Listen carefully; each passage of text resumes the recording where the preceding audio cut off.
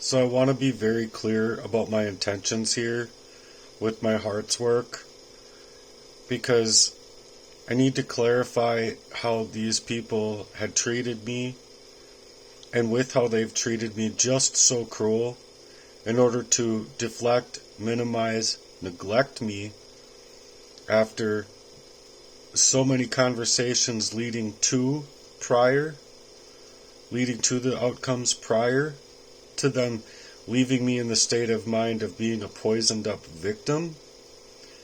But I want to make it very clear here. I don't agree to being in a victimhood. Okay? Even if it's been 40 plus years of them getting away with poisoning me without me seeing it for what it was, I never had anything of myself to compare my own quality of life to. Besides that question that's been up in the air of contents of character and different placements that these people definitely left me in, where I'd be asking them the question with absolute right to ask the questions, because I deserve to know how people are with me in my life. I deserve to know that their intentions come from a pure place and not from a place of deception, deceiving me, and thievery. So I'm going to go through this paperwork here more of like what the case entails against me, because it's about the disagreements that I have for someone specific. And it needs to be heard, and I hope that it is heard. And I'm going to be continuously creating these files. I've been literally drawn thin in my life with the ways that these people are wording things and moving the goalposts around in order to get their objectives. But I'm not a threatening person. It's just that in my determination of what's happened through a calculated poisoning of whatever it is, and I believe it was arsenic abuse, that you literally don't have yourself. You don't have the truest nature of who you are and the quality of life that you deserve. Not to mention the confusion, the frustration, the sadness, the madness it creates inside of your life, where you're literally acting in a way which might look to the part that they need you to look in order so that they can deflect from what they are actually doing to me. And I need that to be heard for what it is. Because my truest nature wasn't being allowed by these people. My truest nature then wasn't even allowing me to the quality of life, let alone the quality of my own mentality, to be able to move in any which way, in any which direction. They've literally hacked me. They've hijacked my life. They've performed this identity theft. And I need it to be heard for what it actually is and how it actually treats you on the human level. So it says in here, and this is from Rebecca, saying that there is multiple audio files along with text messages in a threatening nature. No, it's not a threatening nature.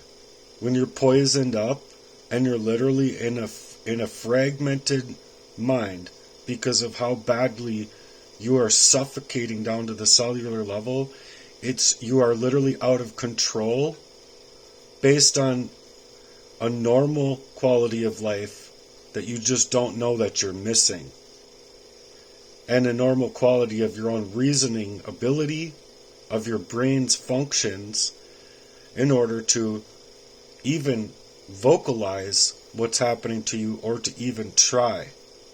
And that's a problem that literally you have fighting through, just literally trying to get your thoughts into words in order to vocalize and articulate what is happening, reaching out for help, mind you, to the same people that were doing it to me. So these people wanted to work in ways where it was never letting me outside of the proximity of the criminals that were much like creating pretend my life is a bank and there's a heist going on where they need multiple parties.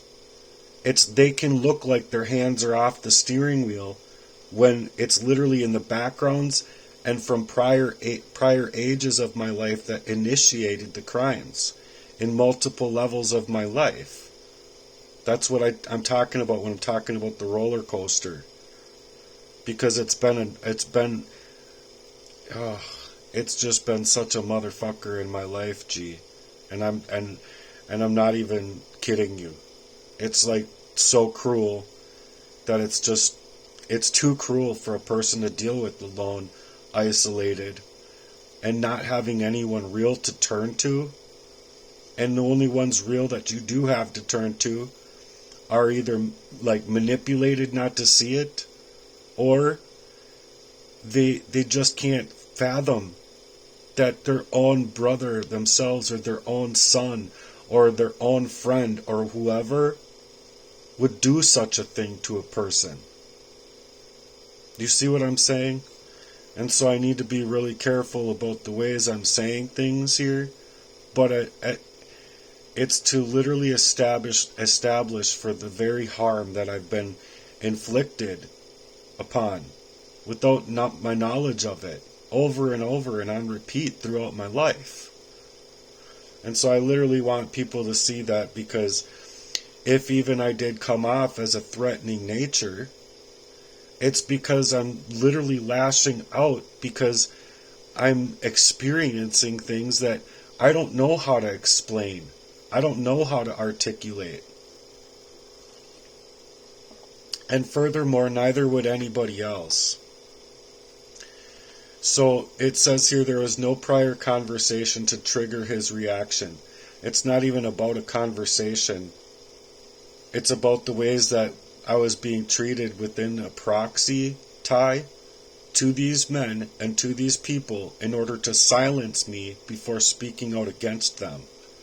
Which is exactly why Jesse Lee was basically even admitting to me that like with his actions and his many actions, that he felt as though he had more rights to my life than I did, and he acted in a way that was so disingenuous that it was like literally pointing at the fact that he thought he was going to be able to just completely get away with completing my life in a way that was to establish that control that had been ever since I had met him, mind you. And so, with him making me feel as though he had all of this control over my life in that way, him being the hacker, him being the hijacker, and him being the operational warfare artist inside of my life as a complete con. And if you ask me, it's a convict. He's a convict. Because that action is a convict. Not a reactive state where you're in a reaction from the abuse that you're receiving. And so I need that to be understood as well. Because I have never had anything against any one of my brothers or against him or against anybody. Ever. I came into my relationships with my brothers and with these people with absolute sincerity, kindness, and transparency. They didn't. And that's the problem, is because those actions are not only cruel, but they're keeping you blindsided to what's truly happening to you over and over. And I had to learn by patterns. I had to learn isolated. I had to learn alone. And nothing could have been more scary to me than having my own girlfriend trying to poison me up in my own bed and holding a pillow over my head. Thanks.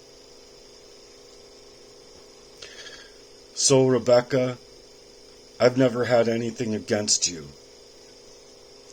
The only thing that I don't like about what you did is literally taking me to that 72-hour hold that they held me in considering this an act of suicide. Literally, Hennepin County came there and said they had no right to hold me there. And I'll continue through the paperwork here. So, it says here that that Rebecca or Kenneth never had any contact with Thomas, as he is not in the family group chat. It doesn't mean that you didn't have contact with him, because before your wedding, I was told specifically by Kenny that my dad wouldn't be there. I was coerced to be there. He had brought me a drink, mind you, and I think that drink as well was poisoned up, because anything that he could do at any time to get me within the energy of this proximity to carry out this proxy warfare against me, he would be hiding it from you and hiding it from everybody else, because he didn't want to be seen for me stating what I'm stating as fact, not speculation. And it's because of the same feelings that I've experienced all of my life and now having memories of it. But he coerced me there, and he lied, just like he did before when he came back from my dad's, before he ever met you. Before he ever met you and got married to you. He had met you after the fact that he was already in North Minneapolis for a night, went to his dad's because my brother Jeff came up in the room and said, "You need to go to your dad's." He said, "Why?" "You'll find out, but you need to go." And he did. And then they both deflected against me from ever going there, because them two were my dad's favorites, because of the scene that I'm describing from being a kid, where I walked inside of that room to see and know with what I saw. And I was an eyewitness to my sister being raped by my father. So this, I believe, is the very starting of the reasoning why they needed to poison me in the first place, and then continue poisoning me, pushing me around, and manipulating anyone anywhere for me to never have anyone to turn to suggest that something's happening to me and I need help to be able to see it. Please. That's basically what I would be saying ever since I was, 10? Or before then, to tell you the truth. But once it leads past a few hours, to depending on how much to get in you with my body weight, depending on if it's 2 hours or 10 hours later, you literally forget everything that you are. You literally forget everything from memory of even knowing those things. So that's why I believe it was that specific poisoning, because of how bad your brain is suffocating. And maybe it's some other kind of drug, a memory eraser drug. I don't know. That part is speculation, but I know for a fact that part of it was arsenic, because of how Jesse talked to me many times, considering a rat poisoning, considering calling me an anthropomorphic thumb, and all of this other bullshit that they now use within the trolls, that they know. They know who each other are. They know who each other are. So moving forward, it says here that he currently works for Uber Eats and DoorDash, and has expressed to his family that he goes multiple days without sleeping. That's not true. I was doing DoorDash before then, where I got in that accident that Kenny even suggests to me that he's the one that set it up. Nothing but sheriffs around, no cops or no anybody else. And this cop's walking up to me where I should have been able to make a statement, and I have the discovery on, where he shuts off his body camera and saying that we're done here. No, you're not. You never took any information from me at all. You literally just traded between each other the information with what you wanted to have happen here, and you're not even taking anything of what's happened here. I was already to the side of the road. This lady purposefully hit me, and she was at least doing 20 over the speed limit, and she aimed her car right at my gas tank.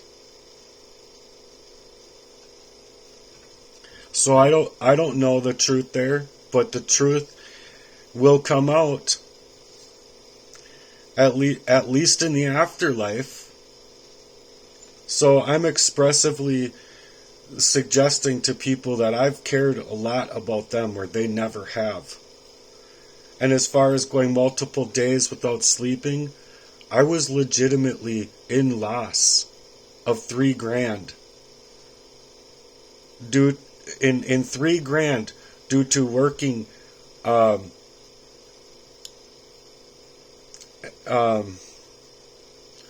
as a personal care attendant,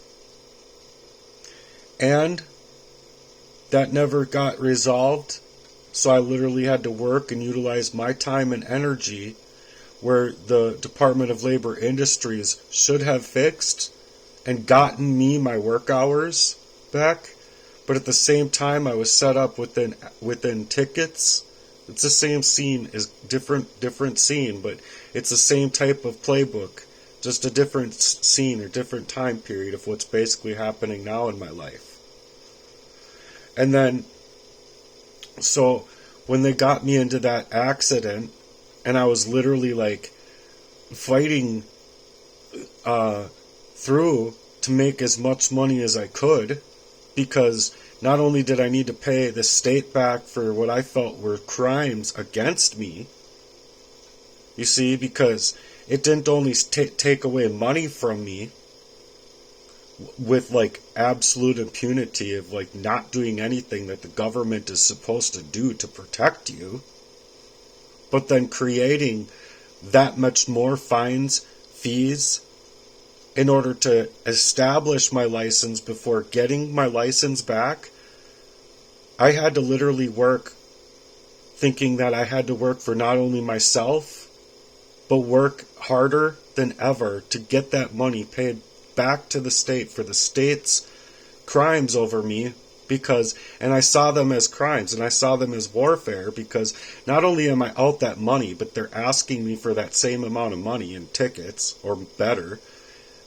And then on top of it, I needed to make that money and get the system back for that money to get and reestablish my license and move forward, while at the same time trying to take care of myself and trying to have some money for myself to eat and continue to go to work while I'm being suppressed in this kind of fashion. So, and not only that, but I was homeless in a homeless shelter where Jesse was as well poisoning me up. So I had multiple things going on. And as far as the days without sleeping, when I finally did get my license back, and I had moved to my sister's and slept on her floor, I had never felt more sick inside of my whole entire life. I know that if I had stayed where I was at, I would have already had been dead. At least I felt it for myself. That if I stay here and I can't figure out what's going on with me here, something is happening to me and I need to get away from here. Otherwise, I am going to end up dead. And I was fighting through working at this place called ITI then, that was established by working through a homeless shelter, where I had applied there, but the application didn't matter. And because they were fully staffed, I worked for one of their, I literally went outside and prayed because I was broken down, and I went to work for one of their customers, and he's the one that suggested that he could get me in the door without an application. And he did. And then I worked there. And before being poisoned up further, I believe that I was a great worker, and I got as much done as I could, and I worked really hard and diligently with my time, energy, and resources. after that business had moved from one building to another and I helped with the move, I had keys to shut down the place one night. Jesse knew about it, and he came there with water, and after that day, I was literally thrown off of my course. Drinking the water, what else could it be? That was a poisoning. And then I was even mentioning it inside of the room of our manager meetings. I mentioned it that I needed to know, and I was asking them if they could find anything that was out of place on the cameras. Well, lo and behold, after this fact, I asked again, and they had a fire that burned up all that evidence, all that could have, would have been, should have been evidence. Somewhere, somehow, with my reactions from a very calculated and concerted effort in order to poison me. Not only that, but my roommate, after moving out of my sister's place, in with Stephen looked right at Jesse putting something in my drink, and he is an eyewitness. Stephen Meyer in Elk River is an eyewitness to Jesse poisoning me. And if he had any heart whatsoever, he would come forward about it. But he as well played me in the worst ways with Emily Dodge, where I had to choose the lesser of two evils, to move in with Emily Dodge, who had close ties in proximity of this proxy warfare, because she knew Jeff and Kenny, she knew my dad, and she knew my stepsister Tiffany, and it's closely related. And because of those close relations and those ties, to keep me within proximity of this proxy tie, in order to continue poisoning me blind, to leave me blindsided. I know what I experienced when I was literally reaching about 10 grand into that car and taking care of that car. I was just used as a coupon where I had to move to get into a different car, and I ended up working for a guy that was the customer of ITI again. And when I was working for him, that's when I started door dashing, and immediately after I got that car working top notch, my car got smacked. These things just don't happen. It's evil upon evil upon evil upon evil upon evil upon evil. Cruel as ever around every single turn, and even while I was door dashing, losing access to my email, my second Facebook account, and my own phone number, where I was asking the place that I switched my number from if I could literally get a code sent to that number, and she said, "I've never seen anything like this before. That number is already gone." You mean to tell me you don't hold on to those numbers? Like literally stop those numbers from being taken and transferred to somebody else's phone, or the migration or whatever, the process of, what do they call that? It's a migration of the phone number to another phone. And I know the fuck well who did that. It was Jesse, because he was the one that had my trust at the time, talking to him, and neither one of my brothers would say anything ever in order to help me out, legit help me out. And so the whole multiple days without sleeping, no, I slept. At times I would sleep 2 hours in my car and continue to DoorDash, but I would literally be sleeping and trying to make it back to where I was staying. And then this I believe it says Matthew believes the CIA is trying to kill him and he's being hacked and poisoned. No, I believe that Jesse suggesting to me that he is my handler over and over. Oh, just remember, buddy, that I'm not your actual friend, I'm your handler. Oh, ha ha ha ha ha. And that happening over and over to me literally saying, dude, don't fucking tell me this shit ever again. You're literally getting on my fucking nerves. I've asked you to leave me alone while being here so that I can get my life put back together and be going to work and doing what I want to do. I'm calling back my autonomy until I get my life literally fixed on the up and up to where I want to be for myself. And then we can hang out. And I was literally making it like for myself, I was literally making it as though I didn't see him for who he was, but I did see him for who he was, and I wanted absolutely nothing to do with him. I was planning on cutting all ties with him because of the ways that he had treated me in prior relationships to this one, and then him utilizing the proxy of this girl to literally get my trust, take my keys away from me sleeping at her house so that she can create a copy of the key to leave it in my leave it in my my garbage outside for him. To basically, when I go to work now, working for Strong Converting Facilities, that she could just come back here and he'd be all waiting in my bed or whatever for her to come back and them to utilize my house, utilize my time and energy, utilize the hacking and the hijacking, the identity theft, as though that man owns more of my life now than I even do. That's why I've never gotten to live my own life in my own house. I paid for a house, but I didn't get my house. Not to mention that everything that has been hacked away with intention and impunity suggests to me that not only is that the hacker, where I literally called him out for it, he's all beat red in the face, but he's been poisoning me by my own memory multiple times.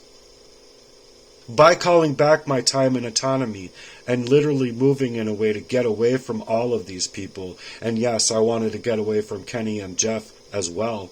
When I was 15, I wanted to run away. Because the ways that they would be doing me so badly, because they knew.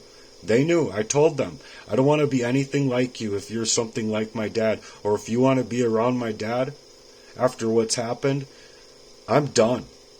I'm done. Leave me the fuck be. And they wouldn't ever leave me be. Growing up the same way Jesse couldn't leave me be when I told him to leave me the fuck be. Same way Aurelia couldn't leave me be when I told her, I'm done here. 2 weeks after meeting her, I was literally like, there's red flags here, and I literally want to be left alone. And then she couldn't leave me alone at all. At all. So believing the CIA is trying to kill him? No, I'm saying that motherfucker is acting in a disingenuous way that is much like a CIA grade of a crime that's happening inside of my life, being hacked and dismayed into the dismal that they're trying to create inside of my life to keep me poisoned up blind. Because they didn't want me coming back into my own mind outside of the crimes that are happening to me. So the next thing is suggesting that bringing me to the hospital 7 to 8 years ago for paranoia and parasites on his body. Look, I know what the fuck I was dealing with, and I literally caught them inside of jars. And these things were placed on my body. Kenny came up into the apartment in Moundsview with the blue glove on in order to protect himself from whatever he was planting inside of that house with what we had going on, or inside of that apartment with whatever we had going on there. And it was just disgusting. It was just disgusting. So people can think whatever they want, but I know the ways that my body was feeling. I know with what I was dealing with, and especially when I would see them, and they can think that it's delusion or blame anything that they want. I'm moving with impunity in my own self to not only be trying to clean my life up, be drug-free, and literally wanting to live in a holistic value of my own life. People can go ahead and think whatever they want. They can eat the Totino's pizzas and all of the junk food and everything that they want. But I literally wanted to get away from that and rollerblade and exercise and train and literally build my website. Because their website was never to network market with me. Their website was literally to get inside of my energy and hack me. And then utilize the information they're hacking on me in order to move in this fashion that I wasn't able to see at the time, but now I do. And they didn't network with me, they networked me. So it says Matthew has had paranoia at this time that everybody was trying to set him up and kill him. No, I didn't have paranoia that people were trying to set me up to kill me. I just didn't know what was happening, and people were being unruly with me. Completely unruly with me, not even trying to have a simpleton conversation with me at many times about their contents of character. When they suggested that I go to counseling, I went to counseling. I explained to the counselor how I felt and what was going on and everything and this and that. And that counselor said, Matthew, you need family counseling, and if you can't get family counseling, I would get away from these men no matter what it took, because you deserve to have people in your life that you don't have to question their intentions with you, and that's correct. So me coming back from counseling, doing what they wanted me to do, mind you, they're the ones that put me up to it. Then saying, well, we need family counseling because I have some serious questions about the contents of your character. And would you come to, or would you at least come to counseling with me? Being that you're trying to paint me up as the problem here. And they couldn't ever go to family counseling with me. Are you kidding me? They couldn't care about me with what they've fucking been doing to me this entire time if they fucking tried to pretend that they cared about me. So that's why it's just such a hideous crime against me. Then it says that Matthew was not diagnosed of schizophrenia at this time. That's the only thing that I agree with there. I was not diagnosed with schizophrenia at that time, and I'm not a schizophrenic. Not to mention that prior to that 72-hour hold, I already had a evaluation. And that evaluation cleared everything. Said that you're fine. You're just like anybody else is. You're not, you don't even, and it literally would have cleared it for the courts. I literally had the paperwork already before then for the courts.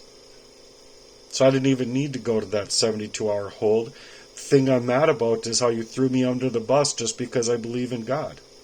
Suggesting that I'm hearing voices in my head just because I believe in God.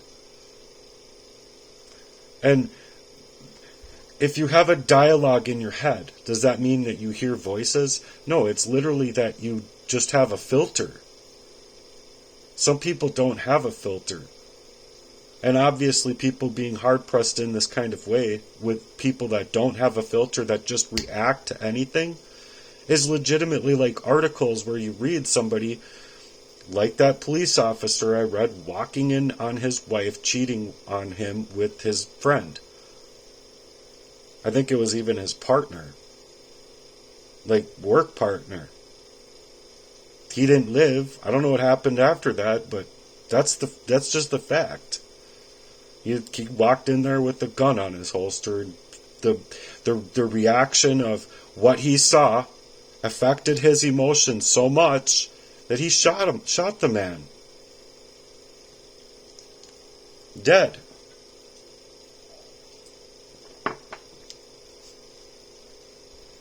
And my heart works that I'm trying to create out here is against all of that.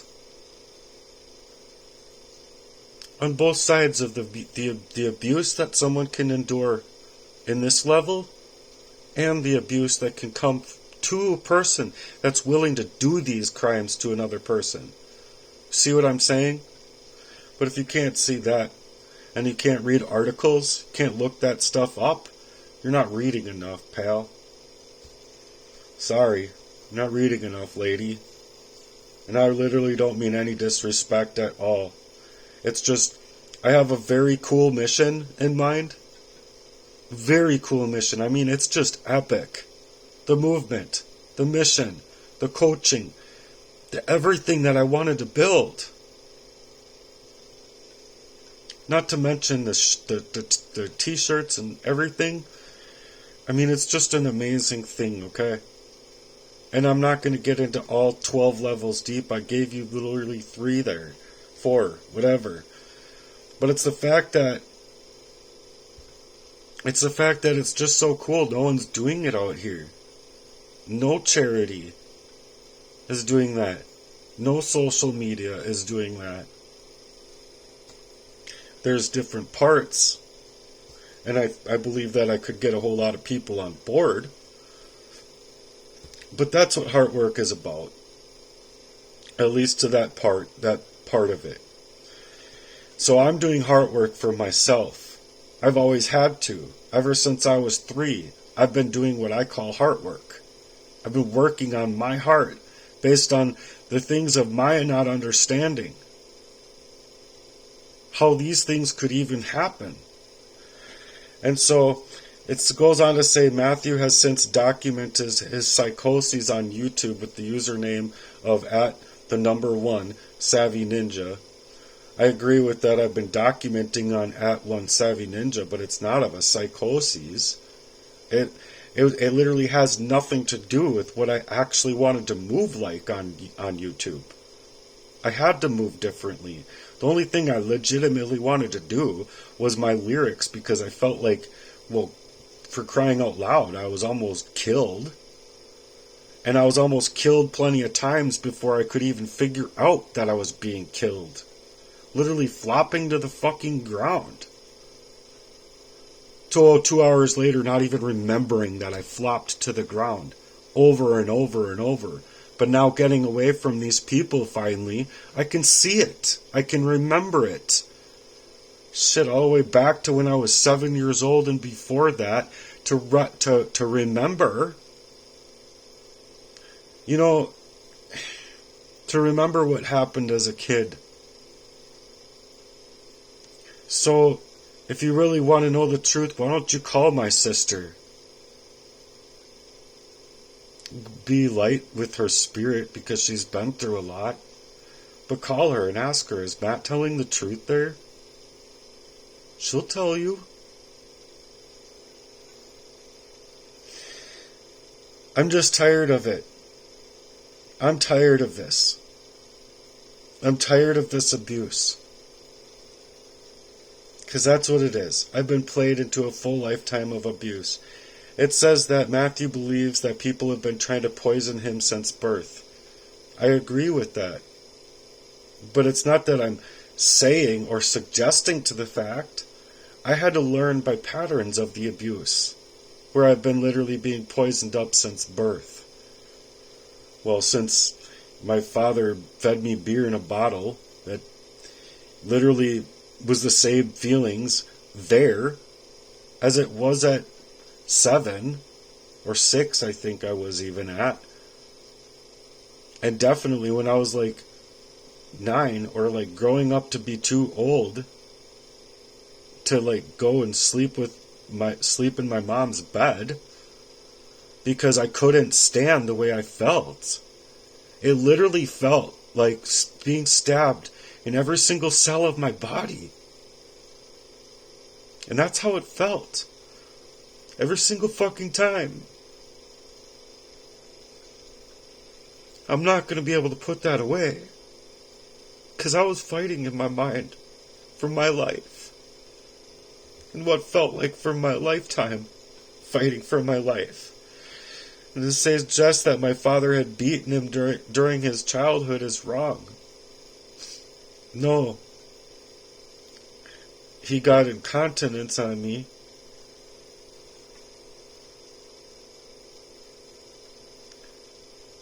He fucked up my mind with what they were doing to me to legitimately skate on by, because he definitely played his favorites, and his favorites were Jeff and Kenny.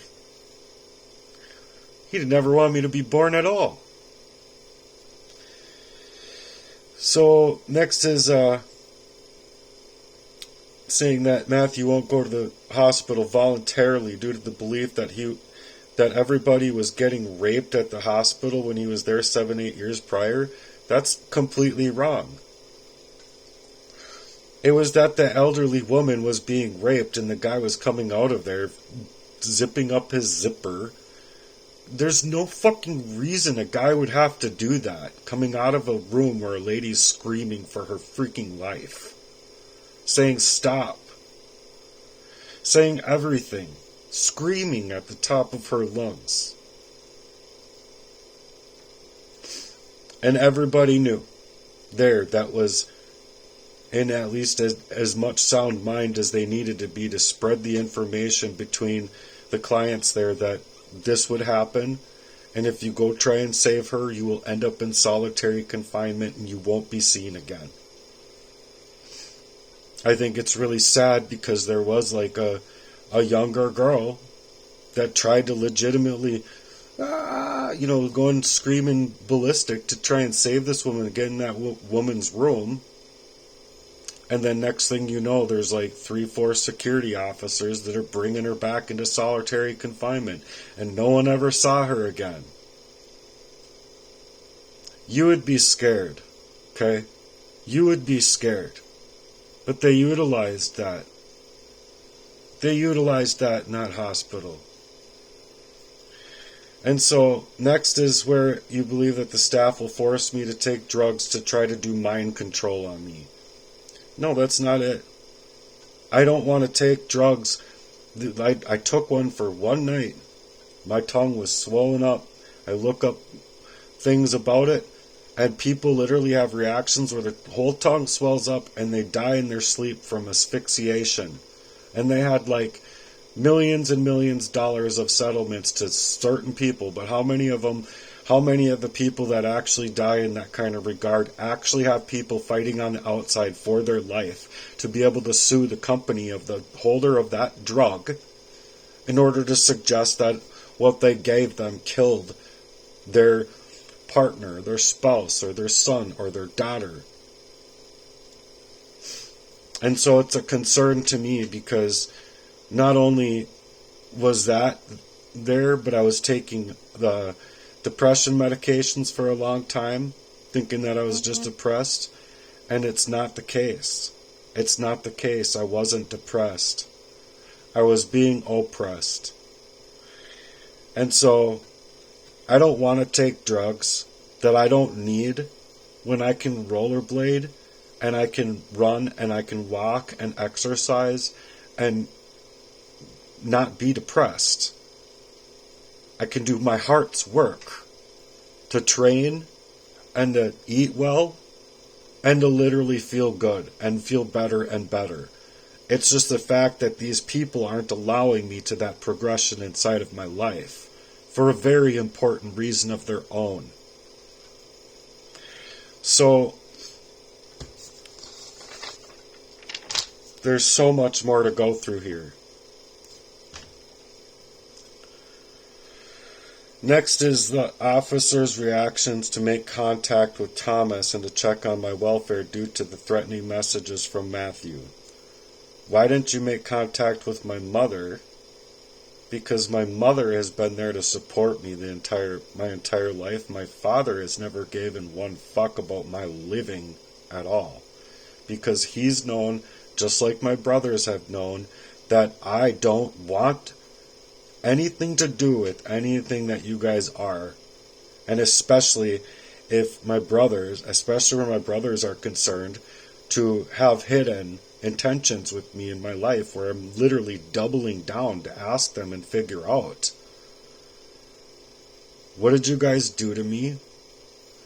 What was that you guys did to me when Lynn was over? What was it that you guys did to me when Sabrina was over? Why don't you let me get in any words of edgewise when anybody's over, when I'm literally being forced inside of that same feeling, literally ghosting out of myself to having waking up the next day feeling like I want to sleep in the closet and shut the door without anyone fucking knowing I'm there. I want to put a tablecloth over the table and sleep underneath the table, hoping that nobody comes around me. I slept underneath the bed because I didn't want to be found. Fucking A.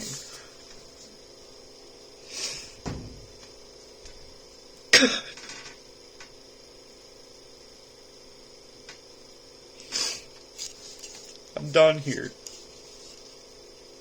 I'll go on later.